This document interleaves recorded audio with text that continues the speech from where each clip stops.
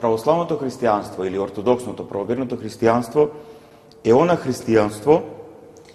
кое низ вековите, низ овие 2000 години автентично, непроменливо ја пренесуваше пораката на нашиот Спасител, на нашиот Господ Исус Христос и сето она што нашиот Господ Исус Христос го направи за нас. Значи, Месијата, Спасителот, не остави порака, таа порака ја примија апостолите, осилени и исполнети со Светиот Дух. Таа порака потоа ја пренесува на сите оние кои сакаат да ја примат и така уште во самиот почеток за кратко време црквата се расшири, односно заедницата на Христовите ученици се расшири во целиот тогаш познат римски свет. Уште веднаш мора да се каже дека како реакција на проповета на апостолите во рамките на таа проповед всушност имаше и ставови кои беа спротивни на таа автентична Христова порака и затоа уште во првиот век христијаните кои автентично ја пренесуваа Христовата порака, пораката на апостолите, себе си се нарекува ортодоксни или правоверни. Самиот збор ортодоксија значи право мислење за верата или да се има прав став, вистински став за верата. Значи верата на вистински начин да се прими, на вистински начин да се доживее, на вистински начин да се живее и на вистински начин таа вера да даде плод и во личниот живот на верникот и се разбира и во севкупниот живот на целата црковна заедница. И затоа на крај, ако треба да се дефинира што е тоа православно христијанство, значи православното христијанство е христијанството кое неизменливо до ден денеска од времето на Христос, од времето на апостолите, го сведочи христијанството така како што Христос, нашиот Спасител, ни го откри и ни го предаде. Односно таа спасителна негова порака и тој спасителен пат што ни го засведочи нашиот Спасител. Црквата е заедница на ученици негови, односно ученици Христови, ученици кои прифаќаат и однатре осилени од Светиот Дух и просветени од Светиот Дух разбираат дека Исус Јешуа е Месија, Спасителот на светот и секој оној што однатре ќе го доживее ова, што ќе ја доживее оваа вистина, ќе доживее покаяние или духовно будење, ќе биде крстен во името на Отецот, Синот и Светиот Дух, таа лично станува член на таа заедница што Христос ја нарекува црква или во новозаветниот текст се користи терминот еклесија. И самиот термин еклесија всушност ни го објаснува ова што предмалку го говорев. Самиот термин еклесија значи собрание, собирање кое се собира преку повик. Односно, што тоа значи? Тоа значи дека во црквата, во заедницата на Христовите ученици се влегува преку повик, преку призив. Нашиот небесен Отец, тој што е семојниот, преку Светиот Дух не повикува, не потикнува, не просветува, за да разбереме кој е Месијата, кој е Спасителот на светот. И разбирајќи кој е Месијата, кој е Спасителот на светот, ние на тој начин, осведочени од оваа вистина, влегуваме во заедницата на оние кои исповедаат таа вистина и кои својот живот го осмислуваат со таа вистина. Значи, кажано, како заклучок еден, црквата пред се и над се е заедница на Христови ученици во Светиот Дух. Е поврзана со ортодоксијата, ние кои ги заменија апостолите по нивното заминување од овој свет. Сите тие беа членови на црквата. И црквата од денот на Педесетница, од денот кога се исполни со силата на Светиот Дух и водена од Светиот Дух, таа започна да се шири од Ерусалим, Јудеја, Самарија, Антиохија, Александрија, Рим, Филипи, во сите делови на тогашната Римска империја, па и пошироко од неа. И секаде каде што се проповедаше Евангелието, вистината за Месијата, вистината за спасението, сите оние што ќе го прифатија Исус како Месија и ќе се крстеа во името на Отецот, Синот и Светиот Дух, стануваат членови на црквата. И таа црква од денот на Педесетница, од првиот век до ден денеска е една, иста и непроменлива. Црквата се темели на 3 столба. Значи, таа црква која ја основал Христос и која е оживеана со силата на Светиот Дух на денот на Педесетница, се препознава по тоа што и ден денеска има една свештена хиерархија, која има апостолско преемство. Значи, епископат, презвитери, ѓакони, таа црква има иста вера како што имала црквата во апостолскиот период, како што и тоа го кажува еден апостол во своето послание, дека еднаш им е дадена верата на светиите, односно таа Божја објава, и таа црква има едни исти нераскинливи свети тајни, како што кажува апостол Павле, една е верата, едно е крштевањето, односно сите тие свети тајни преку кои ние примаме таа божествена благодат и го остваруваме нашето спасение во црквата, разбрана како заедница, како новозаветен народ Божи и како што апостол Павле тоа го нарекува тело Христово, затоа што Христос, Месијата, е глава на црквата, Светиот Дух ја оживува црквата, ги оживува членовите на оваа заедница и ги води по патот на спасението, и сите ние всушност преку Христос, кој е глава на црквата, се принесуваме себе си во слава на нашиот небесен Отец. Тоа е црквата, и црквата никогаш не може да биде надвор од ортодоксијата, како што реков, од правоверието, никогаш не може да биде надвор од едната ерархија неизина, од едната вера и од светите тајни,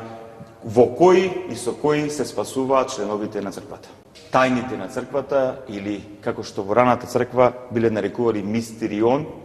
или сакраментум на латински, тоа се светите тајни, и не случајно раните христијани ги нарекувале тајни, затоа што ни самиот тој чин на извршување на овие свети тајни се случува нешто што е надрационално и нашиот ум не може да го изрази, нити да го објасни. Еве, например, првата тајна, која е всушност врата низ која влегуваме во животот на црквата, а тоа е тајната на крштевањето. Или на грчки би било баптизо, што значи потопување. Значи, тајната на потопувањето во вода, или водното крштевање. Значи, ние со своите очи однадвор гледаме личност која сака да биде крстена, која верува во Христос, која го прифаќа Него како Месија, како свој спасител, личност која крштева, епископ или презвитер, и вода во која се извршува оваа света тајна со потопување, значи со трикратно потопување во името на Отецот, Синот и Светиот Дух. Тоа го гледаме со нашите очи, но всушност што е позадината, што е длабочината на оваа тајна, или односно на овој обред, на ова наше учество во животот на црквата, благодатно учество на животот на црквата. Значи, кога ние се крштеваме во вода, во името на Отецот, Синот и Светиот Дух, всушност ние учествуваме во Христовата искупителна жртва. Христос, Месијата, Спасителот на светот, на крстот, принесувајќи се себе си за животот на светот, ги зема гревовите и вината на целото човештво. Од Адам и Ева до последниот роден од мајка. Значи, на крстот се случи таа тајна на нашето откупување или искупување, оправдување, помирување, и тоа што Христос го направи за нас на крстот, како јагне Божјо, како непорочно јагне Божјо кој ги зема гревовите на светот, а всушност праобразот на ова негова крстна жртва, скоро во храмот Ерусалимски во Стариот Завет се извршуваше преку тоа јагне кој го символизираше Месијата, и кога Месијата дојде, го исполни тоа пророштво дека ќе биде оној кој ќе го оправда целото човештво, оној кој ќе го искупи целото човештво, но и оној кој ќе го победи оној што не држи во робство, во духовно робство, тоа е сатаната. Значи, на крстот со својата жртвена љубов, со својата жртва за целото човештво, за секој човек, за сиот овој свет, Месијата го победи злото, го победи злоизворникот, сатаната, оној што не држи во духовно робство, и го разобличи начинот на екзистенција во зло, ако тоа може да се нарече некаков начин на екзистенција, затоа што живеењето во зло, значи живеење во отпадништво, живеење во болест, живеење во отклонување од Бога. Значи, на крстот се случи тоа наше оправдување, таа победа, и сега секој оној што ќе поверува во Исус дека е Месија, Спасителот на светот, во моментот кога се крштева, тоа што Христос го направи на крстот за нас, тоа оправдување добива сила во нас. Затоа ние теолозите велиме дека на крстот е извршена објективната страна на нашето спасение. Христос го направил тоа за целото човештво, за сите нас. А кога сакаме ние тоа да го примеме внатре во нас, тогаш ние преку нашата вера, преку крштевањето, тој чин на помирување го примаме внатре во нас и затоа по крштевањето, по потопувањето во вода во името на Отецот, Синот и Светиот Дух, ние кои се крштеваме се облекуваме во бела одора која е символ на чистотата што ја добиваме како дар на Христовата искупителна жртва. Веднаш по извршувањето на светата тајна крштевање или баптизо, потопување, се извршува светата тајна дарување на силата на Светиот Дух, или тоа е личната педесетница на секој од нас, кога преку осветеното миро, преку положување на рака од епископот или презвитерот, преку молитва, на тој што е крстен, што е искупен, оправдан, му се дарува силата, благодата, несоздадената енергија на Светиот Дух, за да таа личност како член на црквата може да го остварува своето спасение во црквата. Како што би рекол апостол Павле, со страв и трепет градете во вашето спасение. Значи, ние во Христа сме оправдани, ние преко крштевањето стануваме членови на црквата и како членови на црквата, внатре во животот на црквата, преко добродетелите, преко исполнувањето на Христовите заповеди, преку водството од Светиот Дух и преку учество во светите тајни на црквата, ние се подготвуваме за вечниот живот преку нашето спасение, преку нашето ослободување од злото, гревот, духовната смрт и од сатонското робство. И како круна, значи на овие три свети тајни, крштевањето, миропомазанието е причестувањето или кинонија. Што значи тоа? Тоа значи дека оној кој е крстен, оној кој е оправдан, оној на кого му е дарувана силата на Светиот Дух, го има тоа право своето заедништво со Христос да го засведочува до крајот на овој свет, додека овој свет не заврши или додека оној што е член на црквата не замине до овој свет. Затоа светата тајна крштевање и светата тајна миропомазание не се повторуваат, а светата тајна причест, односно преку оваа света тајна ние го засведочуваме нашето единство со Христос. Оваа света тајна треба што почесто да ја практикуваат членовите на црквата, затоа што преку причестувањето со телото и крвта на нашиот воскресен Спасител, ние нему му засведочуваме дека сме негови. Затоа што без причестувањето, без нашето засведочување на нашето единство со Христос, многу лесно христијанството станува филозофија или некаква етика. Има денеска многу христијани кои велат за себе дека се христијани, но не се причестуваат со Христос, не го засведочуваат своето единство со Христос, затоа што Христос, односно христијанството го доживуваат како филозофија или етика. Христијанството ните филозофија, ните етика, и е филозофија, и етика, но не може само да се ограничи на филозофија и на етика. Христијанството не е ни религија, христијанството е одговорот Божи на ова отпаднато човештво. Односно, одговорот Божи и патот по кој може да се спаси ова отпаднато човештво. Засведочувајќи го своето единство со Христос, ние го сведочиме Христос пред својата совест, сведочиме дека сме негови, сведочиме и на сите останати кои се наши браќи и сестри дека сме ние Христови, му сведочиме на нашиот небесен татко, но и му сведочиме и на нашиот духовен пријател сатаната дека ние сме Христови и примајќи го Христос во нас, како што вели самиот Христос, кој го јаде телото моје и пие крвта моја ќе биде во мене и јас во него. Тогаш ние го доживуваме преку делувањето на Светиот Дух водството Христово внатре во нашата душа, во нашата личност, во нашиот живот. И тогаш ние на вистински начин разбираме што е христијанството. Дека христијанството е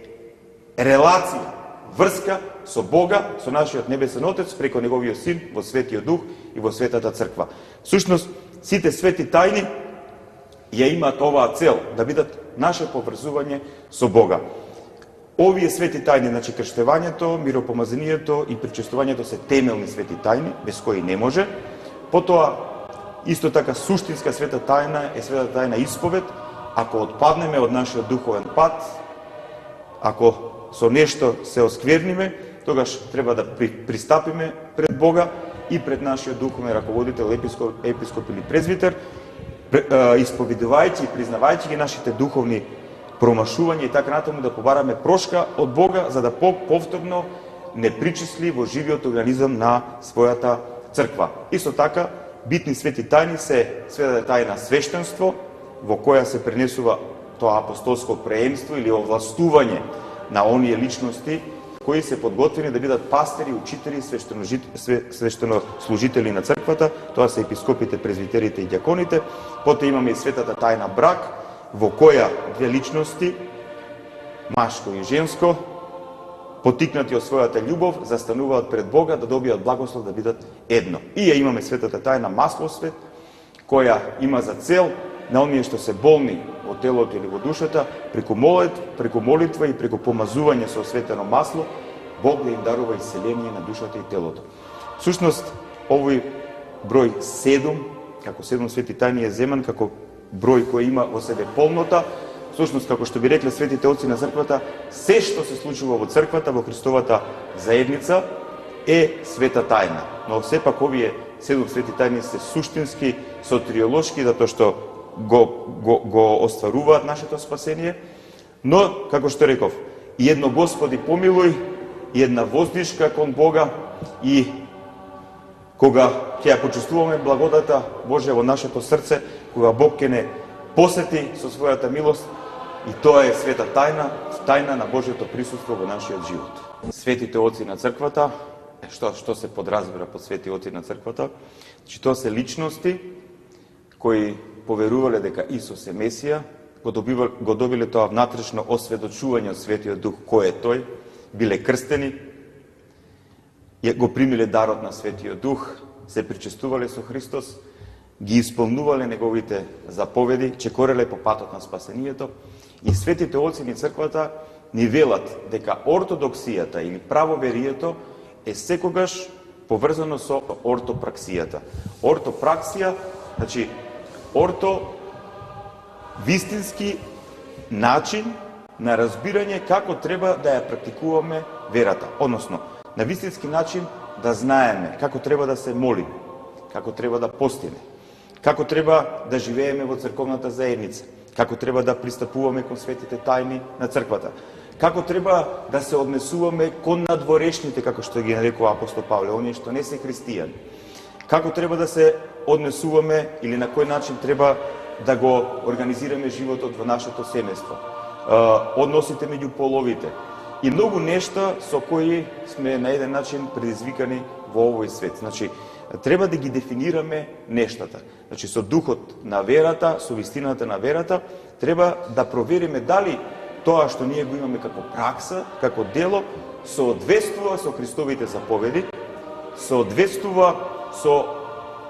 одлуките или она што ни го пренеле апостолите како предание, дали соодветствува со одлуките на вселенските помесните собори или дали соодветствува со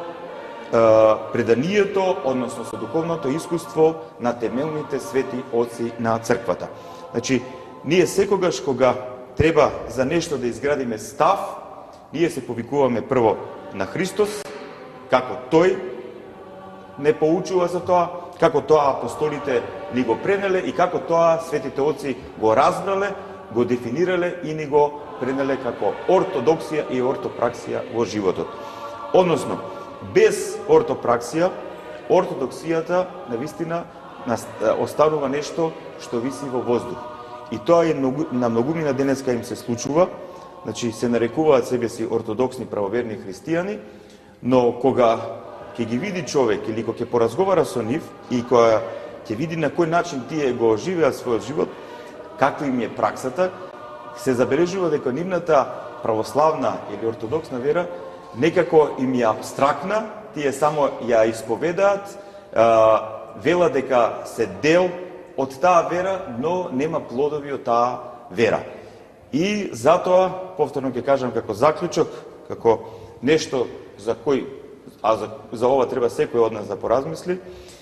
заклучокот е следниот. Не може да се нарекуваме ортодоксни ако немаме ортопраксија, односно пракса која извира од духот, од вистината на нашата вера. Ако тоа го нема, тогаш многу често, како што и тоа се случува, знаеме